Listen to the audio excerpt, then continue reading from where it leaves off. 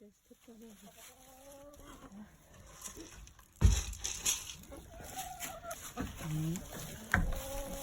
So I got warm water for the chickens.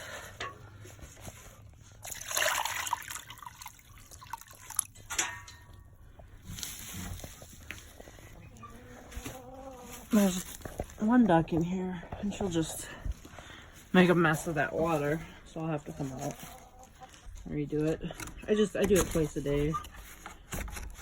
If I'm home all day, 3 times a day, so.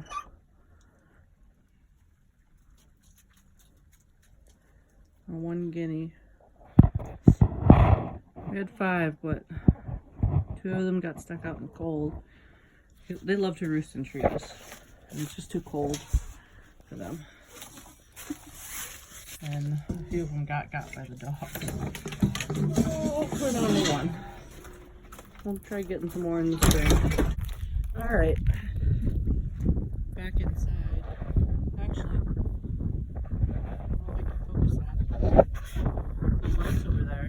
That's an ethanol plant. I don't know if you can hear that, but it's so loud right now. Really firing up for the day.